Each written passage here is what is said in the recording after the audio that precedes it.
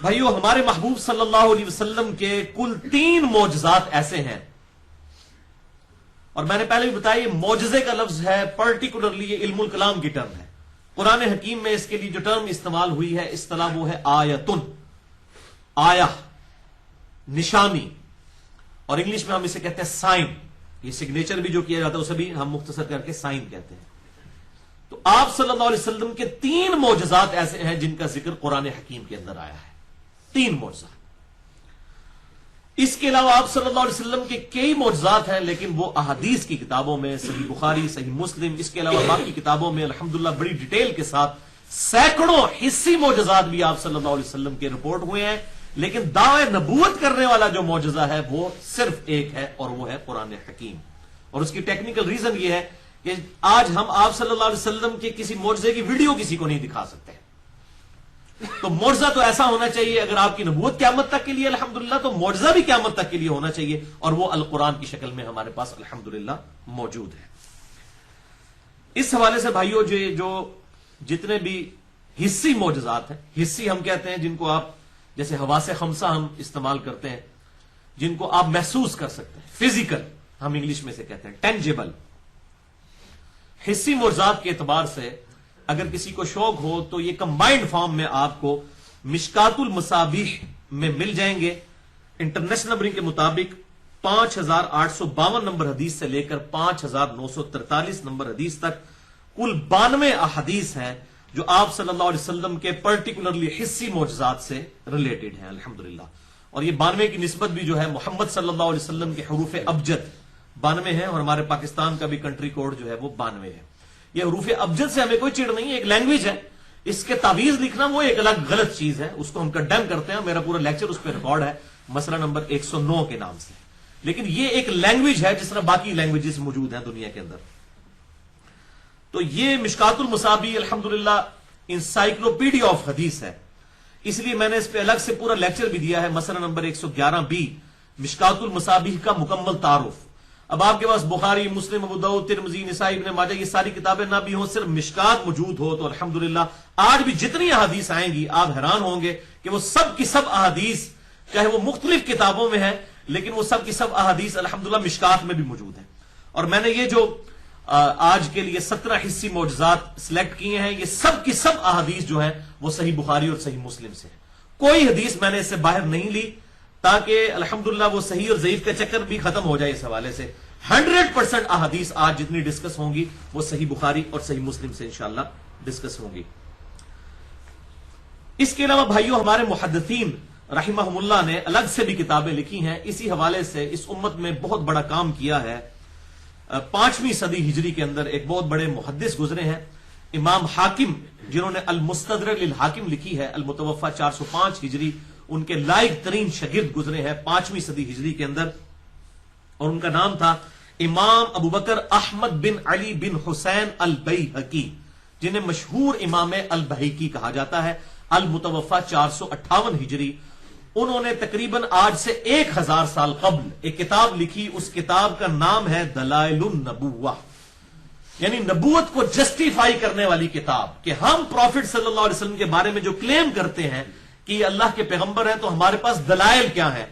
اس context میں انہوں نے 3286 احادیث جمع کی ہیں دلائل النبوہ کتاب کے اندر۔ یہ کتاب اردو میں بھی شائع ہو چکی ہے اور 6 جلدوں کے اندر الحمدللہ موجود ہے، اور اگر آپ نیٹ پہ تلاش کریں تو بڑی آسانی کے ساتھ آپ کو اس کا PDF بھی مل جائے گا۔ 3286 احادیث پر مشتمل دلائل النبوہ کتاب ہے، جس میں آپ صلی اللہ علیہ وسلم کی پروفیسیز موجود ہیں، مستقبل کی پیشن گوئیاں، آپ صلی اللہ علیہ وسلم کے معجزات، ایون آپ صلی اللہ علیہ وسلم کے صحابہ کی کرامات بھی اس کے اندر موجود ہیں، کیونکہ صحابہ کی کرامات بھی آپ صلی اللہ علیہ وسلم کے معجزات کا ہی ایک کنٹینیوشن ہے الحمدللہ۔ تو وہ 3 بڑے بڑے معجزات جو قرآن حکیم میں ذکر ہوئے ہیں، ان میں سے نمبر 1 القرآن، جس پہ ہم پچھلی 2 نشستیں 150 منٹ کی گفتگو کر چکے ہیں، مسئلہ نمبر 131A اور 131B۔ اس کے علاوہ بھی میرا لیکچر ہے مسئلہ نمبر 85 کے نام سے، قرآن اور قتال، ہمارے محبوب صلی اللہ علیہ وسلم کی 2 خصوصیات۔ دوسرا معجزہ جو قرآن میں ذکر ہوا وہ الاسراء والمعراج ہے، آپ صلی اللہ علیہ وسلم کا زمینی سفر الاسراء والمعراج، اور معراج کا سفر، بیت اللہ سے لے کر بیت المقدس تک الاسراء، اور بیت المقدس سے جو سدرۃ المنتہا تک ہم اسے کہتے ہیں المعراج، اسے مشہور واقعہ معراج بھی کہا جاتا ہے۔ تو آپ صلی اللہ علیہ وسلم کا یہ معجزہ جو ہے، اس کا بھی ذکر قرآن حکیم میں سورہ بنی اسرائیل اور سورۃ النجم کے اندر موجود ہے،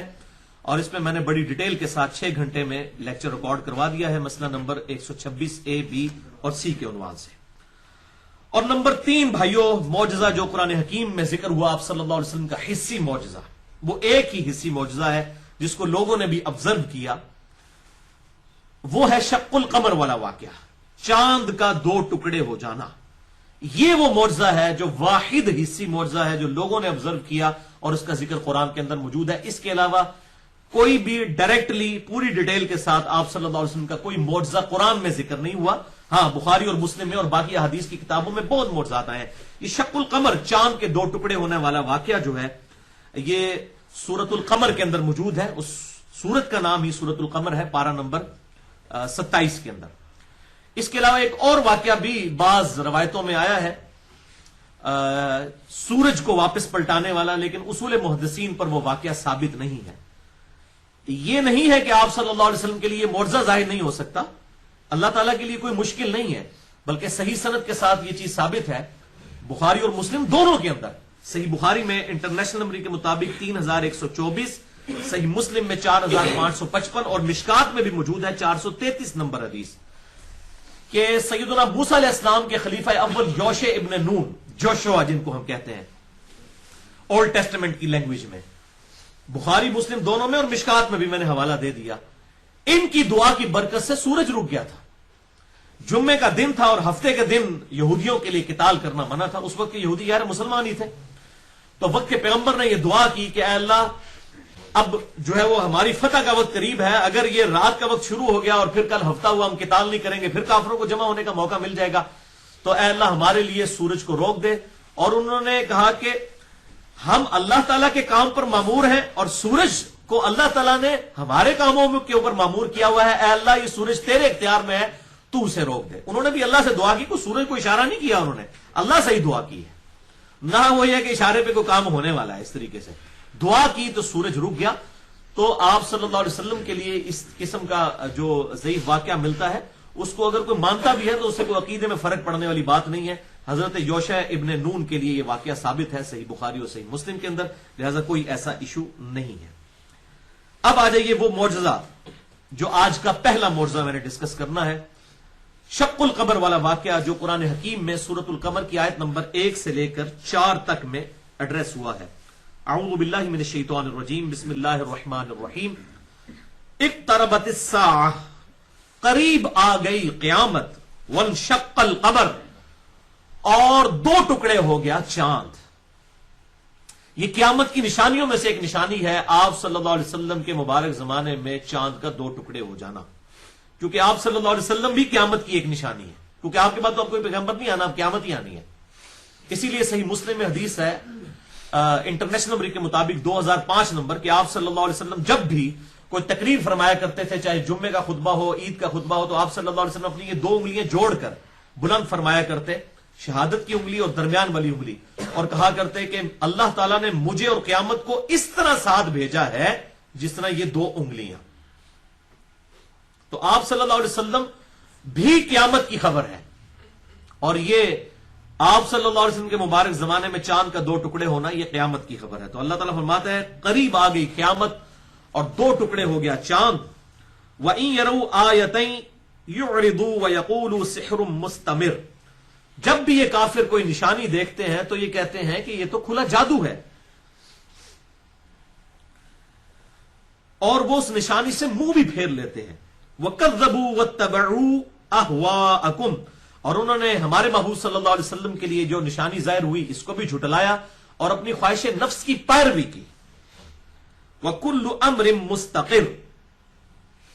اور ہر کام کے لیے ایک انجام مقرر ہے، یعنی ہمارے پیغمبر کا انکار کرو گے تو اس کا انجام آنے والا ہے تمہارے لیے عذاب کی شکل میں۔ وَلَقَدْ جَاءَهُم مِّنَ الْأَنبَاءِ مَا فِيهِ مُزْدَجَرٌ، اور پہنچ چکی ہیں ان کے پاس اگلی قوموں کی تباہی کی خبریں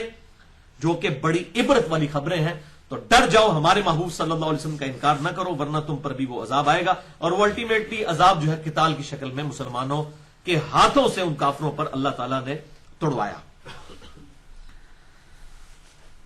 اسی کی ڈیٹیل صحیح بخاری اور صحیح مسلم دونوں کے اندر موجود ہے۔ شق القمر والے واقعے کی صحیح بخاری میں انٹرنیشنل نمبر کے مطابق 3636 اور 3868 اور صحیح مسلم میں 7071 سے لے کر 7079 تک کل 9 احادیث شق القمر والے واقعے پہ صحیح مسلم میں موجود ہیں، اور مشکات میں 5854 اور 5855، اور یہ کم از کم 4 صحابہ سے یہ احادیث روایت ہوئی ہیں، سیدنا عبداللہ ابن مسعود، سیدنا عبداللہ ابن عباس، سیدنا عبداللہ ابن عمر، اور سیدنا انس ابن مالک رضی اللہ عنہم اجمعین وعلیہم السلام۔ اور ان میں عبداللہ ابن مسعود وہ ہیں جو پہلے 10 مسلمانوں میں سے،